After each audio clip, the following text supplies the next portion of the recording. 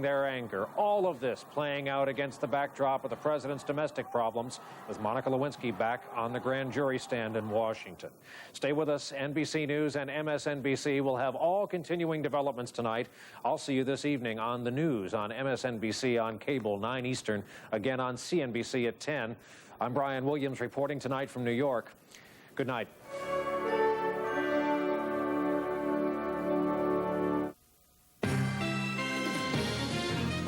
This is News Channel 5 at 6. Our target was terror. Our mission was clear. The U.S. takes aim at terrorism, but misses the man accused of masterminding the embassy bombings.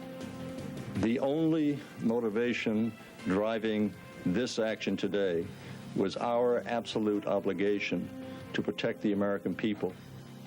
The president is still under tremendous domestic pressure. Will the attack focus attention away from his personal problems?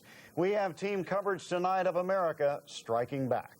Good evening, and thank you for joining us. President Clinton says the terrorists targeted in Afghanistan and Sudan were involved in the U.S. embassy bombings and were planning even more attacks. But those attacks have now led to a Sudanese retaliation tonight. The targets carefully chosen included at least 6 sites in Afghanistan, believed to be a part of an alleged terrorist training camp. And Pentagon officials say a strike in Sudan hit a pharmaceutical plant where chemical weapons were allegedly being made.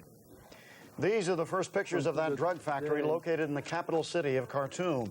Just minutes ago, Sudanese television reported that angry Sudanese citizens have taken over the empty U.S. embassy building in Khartoum as a response to today's attack. Tonight, Sudan's information minister is calling the attack a criminal act. He says 2 U.S. warplanes fired 5 missiles that hit the plant. Reports are that the building was destroyed and there were casualties on the ground. Defense officials say the targets of today's attacks were facilities of Osama bin Laden, a Saudi millionaire who they say is a major sponsor of terrorism. Officials in Afghanistan say bin Laden was not injured in the strikes today. Bin Laden is a name well known to government officials. He worked with the United States during the Cold War, fighting in the trenches in Afghanistan against the Russians.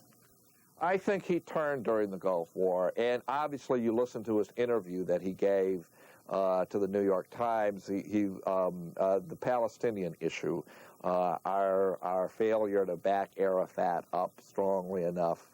A lot of Muslims are impatient with U.S. policy in Israel. Some of this impatience has turned to radicalism. Before the attacks, a reporter in Pakistan said he had received a phone call from bin Laden. He told the reporter he played no part in the attack on the U.S. embassies, but he urged the world's Muslims to continue a holy war against Americans and Jews. And tonight, the White House says the attacks were acts of self-defense. This is what President Clinton said to the nation late this afternoon after being briefed by his national security team. My fellow Americans, our battle against terrorism did not begin with the bombing of our embassies in Africa, nor will it end with today's strike. It will require strength, courage, and endurance. We will not yield to this threat. We will meet it no matter how long it may take. This will be a long, ongoing struggle between freedom and fanaticism, between the rule of law and terrorism. In America's major military operations, the movement of troops and planes is often coordinated from Scott Air Force Base near Belleville. News Channel 5's Illinois Bureau Chief Tom Atwood joins us now live near Scott, where officials have little to say about today's attack. Tom? Rick, the Pentagon has advised officials here not to comment about the attack. The quote from Lieutenant Jim Fuchs, "To avoid possibly putting U.S. forces at risk, we will not comment or answer any questions about the operational aspects of these missions at this time." However, sources on base tell us that the Tactical Airlift Control Center at Scott was not involved in today's operation in the Middle East. The control center operates as part of U.S. Transcom, which coordinates military operations around the world. For example, if today's attack had involved the need for any refueling of jet fighters by tankers, those tankers would have been assigned from the command center here at Scott. Sources say in this case that didn't happen, which could mean that the attack was launched from a base or ships close enough to their targets that no support was required. Now, if the situation escalates to the point where troops and equipment have to be deployed, then the command center here will start working 24 hours a day to coordinate that. But again, right now, Air Mobility Command spokesman Jim Fuchs says it's business as usual at Scott, but Fuchs does say airmen on base are tense right now. They're waiting, like the rest of us, for more details about today's attack. Rick and Dee, back to you. All right, Tom, thanks. In the meantime, local foreign affairs and political experts say today's bombings may not have much long-term impact on curbing future terrorist attacks. News Channel 5's Mike Owens is in the newsroom with more on today's top story. Deanne, today's retaliatory airstrikes in Sudan and Afghanistan are seen as sending messages to terrorists. The U.S. will strike back. The terrorist attack sent a chill through America, once again a target of fanatics, and once again proof the U.S. is not invulnerable. A professor at Webster University says some critics will tie today's bombing to President Clinton's trouble in the Lewinsky scandal. Professor David Harpool says some will see the retaliation today designed to take the heat off Clinton's admissions of Monday. At Washington University, Professor Victor Levine tells me the retaliatory airstrikes won't stop terrorism. They don't stop just because we bomb somebody. I mean, there are any number of groups available for this kind of work, and as long as Osama remains alive and has money to spend, he'll continue to target us, as will the Iraqis, as will the Sudanese, as will the Libyans and other groups that sponsor terrorism. So what good does it do to bomb? Well, it sends a message for a while. It persuades us that we need to spend some money on hardening our embassies and other installations. And it does raise the cost for terrorists to some extent. Professor Levine says the PLO is a case of a terror group that ended its operations when the Israeli government made it too dangerous for them to continue terrorist attacks. The PLO eventually says entered peace talks that resulted in their recognition by Israel. Rick, Deanne. Thank you, Mike. And in St. Louis, there is mixed reaction to the news of the military strikes in Afghanistan and Sudan. News Channel 5's Jeff Fowler joins us live from Union Station with more on how people are responding. Jeff? Well, Rick, I spent the afternoon getting reaction from people out at Lambert Airport and here at Union Station. And while all of the people we talked to said they think something has to be done about terrorism, some did openly question the timing of today's attack. Now, at about 4:30 this afternoon, several people gathered around our TV monitors here at Union Station to watch the president's speech to the country. The president explained the need to strike back at terrorism. At Lambert Airport, many people were glued to TVs as details of the attacks were reported this afternoon. When we talked to people today, most supported the decision to use force. But others questioned the timing of the attack, saying they think it was meant to get the president's troubles off the front page. The terrorists, they are the things we have most fear now over any country. And I trust the people that are in charge of the military now. The first thing that came to my mind is that he had to do something to divert the attention from himself. Why didn't they do that? Like the guys said, they knew about these guys 2 or 3 weeks ago. Why didn't they do it then? I've always been in favor of the president, and I hope that he was acting through reasoned judgment rather than his own political gain in this. But in any case, I can't condone killing people of any kind for any reason. One thing we did get from just about everybody, everyone we talked to said they wanted more information about what happened today, about who was attacked, how the decision was made, and whether, most importantly, it will mean retaliation to any other U.S. interests around the world. Reporting live from Union Station, Jeff Fowler, News Channel 5. All right, Jeff. Still to come tonight on News Channel 5 at 6, Mark McGwire has hit his 50th home run. Mike Bush will have details in sports. And a fatal accident in St. Charles County injures at least 20 people. Many casualties were criminals in shackles. Plus, I don't know. This was a sobering experience. This is the closest I've come in my entire life to being killed. Steve Fawcett says he'll keep his feet on the ground, at least for a while. and it was the big boom gone bust. The Aquadome in St. Charles is still standing, despite the best efforts of a demolition team. Stay tuned.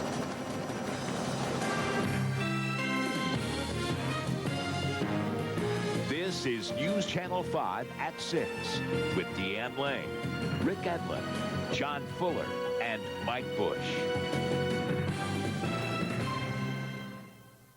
on the next Show Me St. Louis. Hello, everybody. I'm Dan Buck. And I'm Debbie Turner. Your kids will go positively bug-eyed over the next Show Me St. Louis.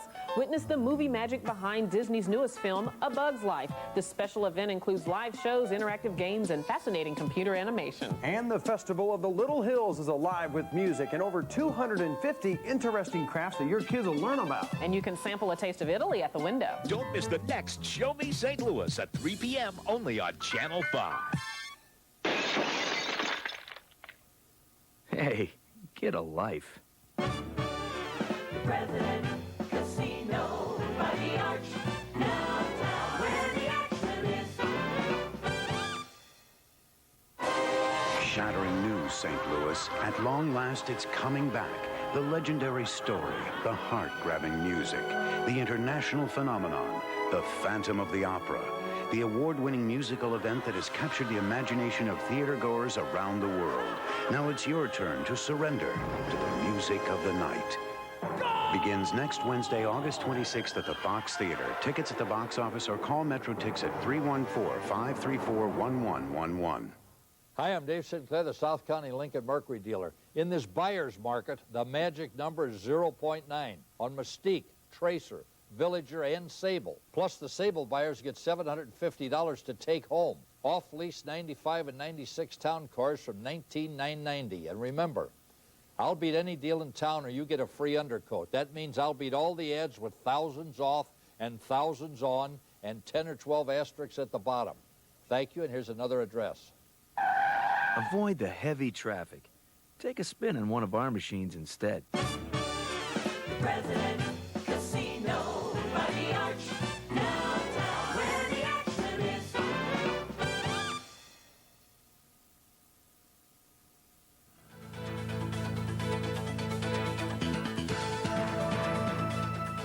A deadly crash today on I-70 in St. Charles County turned to chaos in a hospital emergency room.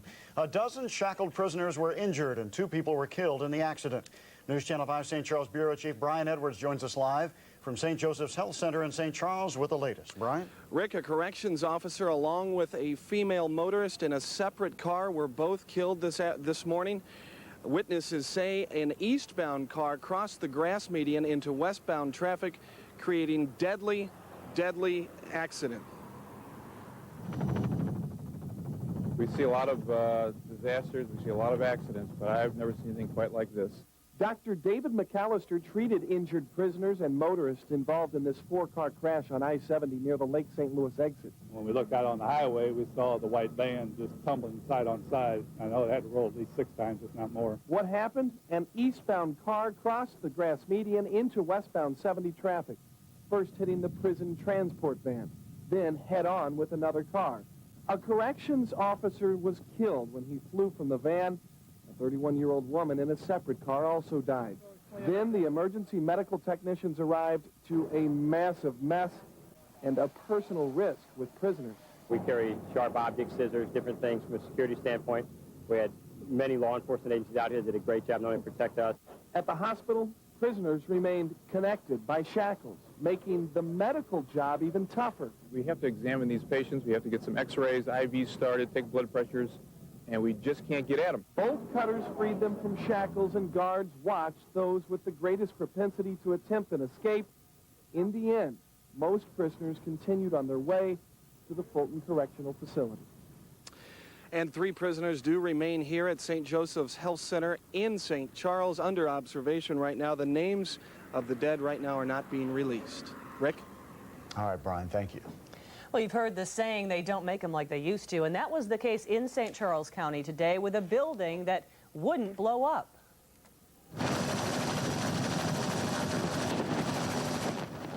The old Aqua Dome in Weldon Spring remains standing tonight, most of it. The dangerous eyesore was scheduled for demolition, but the old structure built in the 40s to withstand an air attack during World War II wouldn't fall. The town will try again to knock it down. Steve Fawcett, the millionaire balloonist who fell from sky to sea, returned to land today. A New Zealand naval ship brought him in from the Coral Sea, where Solo Spirit crash landed Sunday. Fawcett told the media that his dramatic 29,000-foot fall into the ocean was enough to make him think twice about a 5th attempt to float in his balloon around the world. Yeah, I actually said out loud that, I'm going to die. and because I couldn't arrest this descent rate. And then I laid down on the bench inside my capsule to take the impact, laid on my back. But it was still still reading over 2,500 feet a minute when I hit the water. I believe that when I hit the water, I probably was just briefly knocked unconscious, and I woken with the capsule half full of water. Fawcett broke his own distance and endurance records during this attempt, but he predicts another balloon team will surpass his mark, maybe as soon as this year. Weather is next on News Channel 5 at 6. Meteorologist John Fuller says the real heat has been held back.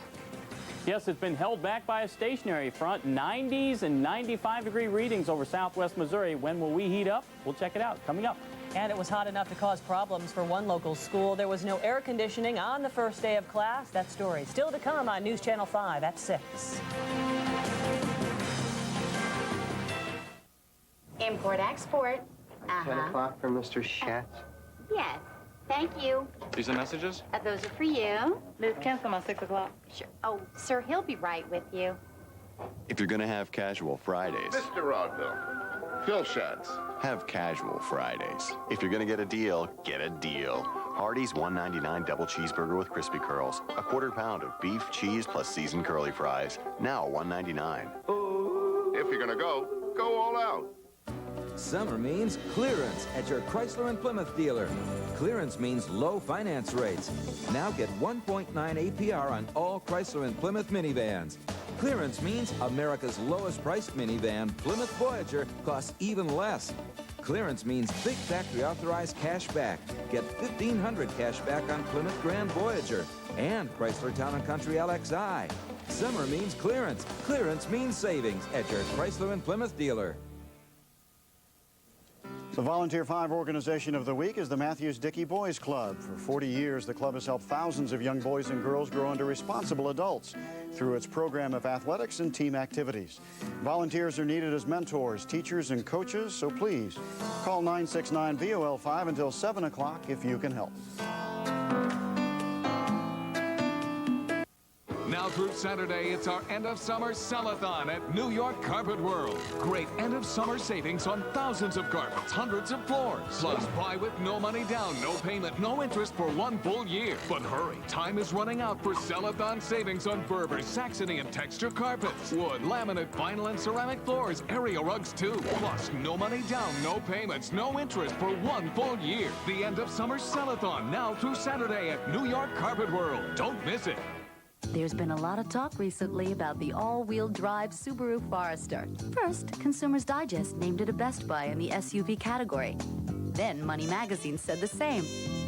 And the AAA, they called the Subaru Forester the top SUV under $25,000. As for our customers, well, their comments can be summed up in one short word.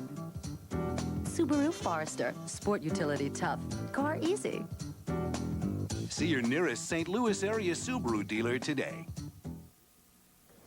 Like many, I was bracing for that heat and humidity today, and it actually turned out to be a pretty nice afternoon. What happened? Yeah, well, the stationary front trapped all the really hot weather down to the southwest over southwestern portions of Missouri. 90-degree readings common there, but here, mid-80s is all we could manage and relatively low humidity, so we were in the bonus round again today. Hey, it's becoming increasingly active in the tropics once again. Our second tropical storm named Bonnie with 50-mile-per-hour winds located 75 miles east of the northern Leeward Islands. Some strengthening is expected during the next 24 hours. Tropical storm watches are posted for the northern Leeward Islands of Antigua, Barbuda, Anguilla, St. Martin, Saba, and St. Eustatius. Locally, quiet conditions here and lots of dry weather, lots of sunshine. Thunderstorms, though, marching across the northern plains. They'll stall out later on tonight. Here's this stationary front. It trapped all the really steamy weather to the south and southwest. Here, mid-80s are common. 84 degrees here in St. Louis, 89 in Kansas City. But look, on the other side of that front, it's 99 degrees in Oklahoma City, Dallas at 99 degrees also.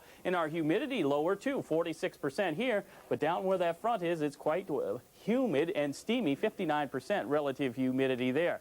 Across the region, we are looking for lows tonight down to around 65 degrees over western portions of Missouri. Lows tonight will fall into the 70s. Let's check outside. It's a beautiful late afternoon, early evening. Sunny skies being reported and temperatures in the mid-80s, 84 degrees. Our humidity 46%. East winds at 8 and the barometric pressure is falling. The high today did hit 86 degrees. That's 1 degree shy of normal. The low this morning refreshing down to 67. Dry, sunny weather here, but notice the front to the north and northwest getting organized at this hour, and it will slow down and become stationary tomorrow with scattered showers and thunder showers across the upper Midwest. We'll squeak out another nice day. A little bit hotter, though, with a high of 90. Out to the west, 100 degrees, not out of the question for Wichita. Into Saturday, the stationary front remains put. We see partly sunny skies, a high of 91 degrees. So overnight, fair skies, low down to 65 degrees, another pleasant one. Tomorrow, lots of sunshine again, some fair weather clouds, especially for the afternoon, a high of 90. Sun index at a level of a 9. Next several days, lots of sunshine until Sunday. Clouds increasing Sunday, scattered thunder showers develop during the late afternoon.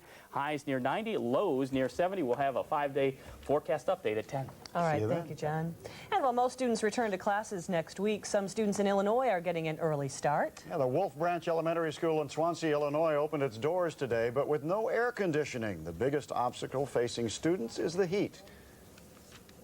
Even though each classroom is equipped with about a half-dozen fans, teachers say they're cutting down the students' outdoor activities until the temperature drops. Mike Bush is next with sports, and the numbers for McGuire don't drop. They keep going up. He hit number 50 today. They played today in New York, a doubleheader action. Mike has the highlights when we come back. And the 2-1 pitch. Breaking ball hit deep to left. Divorce is a difficult time for any family, and children oftentimes get caught in the middle of a legal and emotional tug-of-war. But an innovative program is now helping parents help their children better handle the divorce process. And it makes you think about it. It makes you realize this isn't what you want to do with your child. Illinois Bureau Chief Tom Atwood examines the creative ways parents are making memories last by putting their children first. Cover story, tonight at 10, only on NewsChannel 5. They're serious about clearing them out. Your quality Ford dealer has received his final shipment of 98s. That means now is the best time for the year's best deals on a new Ford. It's the Ford factory-authorized clearance. Now you can get low 0.9% financing. That's right. Now you can get 0.9 financing on the sporty CX-2 or the best-selling Ford Ranger. All before your best clearance deal. So if you're serious about getting the best deal of the year, get to the Ford factory-authorized clearance at your quality Ford dealer now. With Bob, the ultimate Cardinals fan. I bet you're excited about the collector's glasses at McDonald's. With Cardinal greats like Mark McGuire, only $1.99 each. Now you'll find a barbecue-style bacon quarter pounder with cheese, add America's favorite fries and an icy Coke, and get a free mini bottle of Tabasco brand pepper sauce. Sound good, Bob? So, Bob, what's your favorite collectible? This one. Did somebody say McDonald's? I see why they call you Bob. It's the easiest football contest in the world. They've got over $100 grand in weekly cash prizes. The $150,000 Great Giveaway Football Contest at Station Casino St. Charles. It's easy to enter and a lot of fun to play. And it's free. Just come to the station and make your picks. That's it. And you're in for a whole season of excitement. I can win with most winners or the most losers. Best end-of-season record wins $20 grand or a new Ford Explorer. Station Casino's Great Giveaway. Play today. Hey, I'm late. Where are my keys? Where are my keys? Hey, got a minute? We've got to go. Well, Toyota's National Clearance Event is here. It's worth your time to see the huge selection. And get special clearance financing as low as 4.8% on Camry, a Consumer's Digest Best Buy. Or get $750 customer cash, an incredible offer on America's #1 selling car. So take time off for Toyota's National Clearance Event. Now at your Toyota dealer. Let's see now. Mark McGuire said it wasn't any big deal unless someone hit 50 before September. Yeah, Well, yeah, and it's way before September. Right. Yeah, he's still got 12 more to go before he breaks Roger Maris's record. But Mark McGuire has already made history today. Big Mac has hit his 50th home run, thus becoming the first player ever to hit 50 homers or more in 3 consecutive seasons. Cards and Mets in the first of 2. Let's go to Shea Stadium. The magic number is 50 for both McGuire and that kid's dad. In the first inning, Big Mac with a 3-2 count facing Willie Blair. That is strike 3.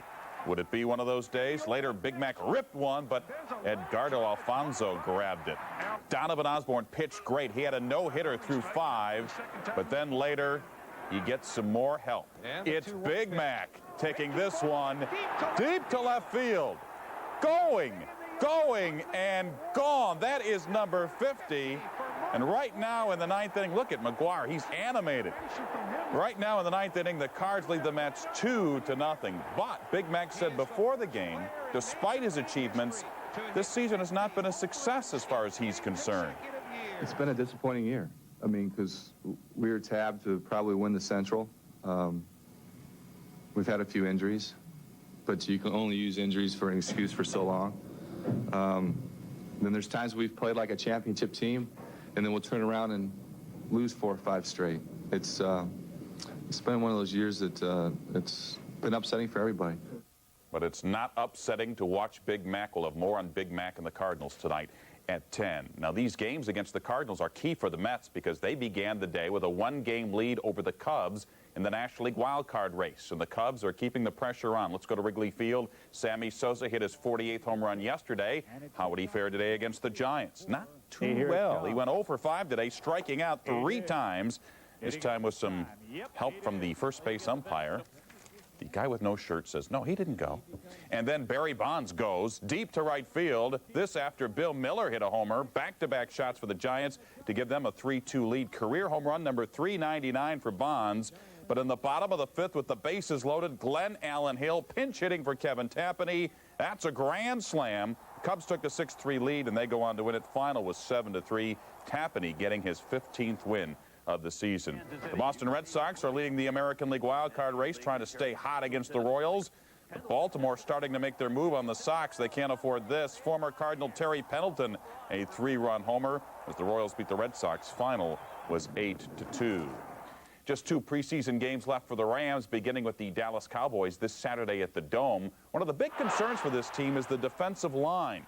In addition to defensive end Leslie O'Neal, the Rams lost probably their most pleasant surprise from last season, defensive tackle Bill Johnson. So in the offseason, to replace Johnson, the Rams signed free agent tackle Ray Agnew. Agnew was with the Giants last year in a backup role. But he told me he can start, and he can't wait.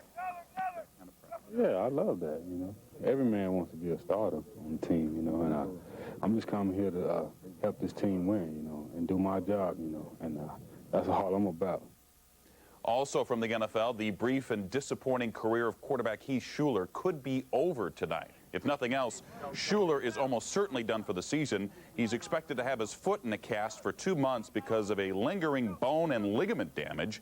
The Saints quarterback has left camp in Wisconsin to see an Alabama doctor for his opinion on surgery in Schuler's future. The former Tennessee star has been a flop since the Redskins picked him 3rd overall in 1994. Much more on Mark McGuire coming up tonight at 10 o'clock. He hits number 50, and the Cardinals are playing a doubleheader, so he could hit 51, 52, or even more before 10 o'clock tonight. Still young. Yep. Thanks, Mike. Sure. And also coming up tonight at 10, there is a new face of terror. And the president has declared Osama bin Laden and his terrorist organizations the #1 target of the U.S. military. Few people dispute the United States must stand strong against terrorism, but many are asking why strike now when the president's administration is in such disarray. We'll have the latest on our top story right here tonight at 10. That ends this edition of News Channel 5 at 6. Thanks for joining us. Hope you have a great night. We'll see you at 10.